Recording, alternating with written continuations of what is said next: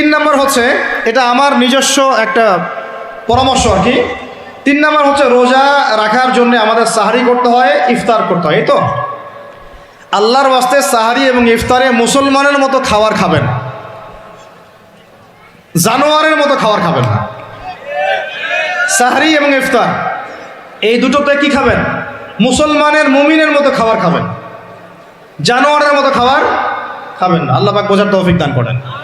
মানে আমরা কিন্তু সাহারিতে কি করি জানেন? 60 পেট খাই। কয় পেট? নবীজি বলেছেন খাবে পেটের 1 ভাগ খাবার, 1 ভাগ পানি, 1 ভাগ, আবার বলি 1 ভাগ খাবার, 1 ভাগ পানি, 1 ভাগ। কার পেট খালি আছে এখন খাওয়ার সময় খাওয়ার টেবিলে? আমাদের ওস্তাদরা বলেন যে মুসলিম উম্মাহ, আমাদের ওস্তাদরা বলেন যে মুসলিম উম্মাহ খাবার টেবিলে হেরে গেছে, সে কখনো জিহাদের মাঠে জিততে পারবে না। বুঝতে পারেন নাই? বুঝতে পারলাম না মনে হয়। যারা খাবারের টেবিলেই হেরে গেছি, এখানেই তো আপনি সুন্নাহ মাফিক খাইতে পারতেছেন না, প্রবৃত্তির কাছে হেরে গেলেন, গপ গপ গপ গপ করে খাচ্ছি 7 পেট ভর্তি করে। এখানে তো খাবারের সামনেই হেরে গেলাম, প্রবৃত্তির সামনে। সে আবার কাফেরদের সাথে জিতবে কেমনে? জিতবে আগে নিজের প্রবৃত্তির উপর জিহাদে তো জিততে হবে। আমার মন চাচ্ছে যে না করি, করবো না, এটার নাম জিহাদ, এটাও জিহাদ। মন চাচ্ছে সুদ খাই একটু, খাবো না, এটার নাম কি? জিহাদ। মন চাচ্ছে নামাজ না পড়ি, ঘুমায় থাকি, মন চাচ্ছে না, মন বলতেছে ঘুমাই ঘুমাই ঘুমাই, কিন্তু নামাজ পড়তে হবে। এই যে উঠলাম, ওযু করলাম, গেলাম, এর নাম কি? এটাও এক প্রকার কি? বরং নফসের সাথে জিহাদটা অনেক বড় জিহাদ বলা হয়েছে, বলা হয় নাই? এটা মানুষকে শক্ত করবে। একটা মেয়ে সেটা প্রেম করতে মন চায়, করবো না, ওকে দেখবো না, যাবো না কাছে, এটা এটা শক্ত থাকার নাম কি? এটা মনে নফসের সাথে কি বুঝেন?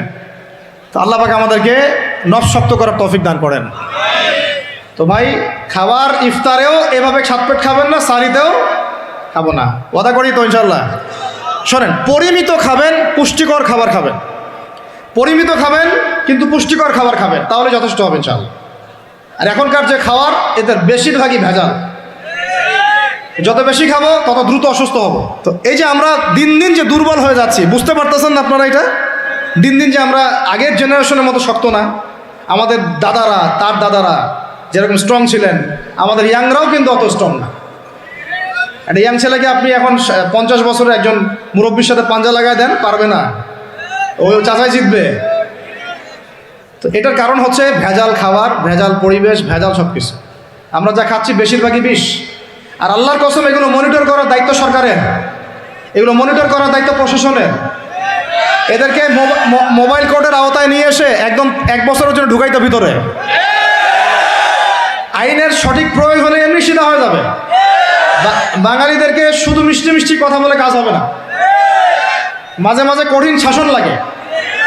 বড় বড় কান্ট্রিগুলো আপনারা দেখে আসেন, মনে করেন রাস্তায় ড্রাইভিংয়ের সীমা দেওয়া আছে 100 কিলো, ওরা যদি 110 120 চালায়, কেউ কিচ্ছু বলবে না, কোনো ট্রাফিক পুলিশও নাই। মোবাইলে একটা মেসেজ চলে আসবে যে তোমার এই 1500 রিয়াল 2000 রিয়াল জরিমানা করা হয়েছে। দিবা না, ড্রাইভিং লাইসেন্স বাতিল। ওটা বাতিল তো হবেই, 6 মাসের জন্য জেল খাটবা। বাপ বাপ করে টাকা দিয়ে আসবে।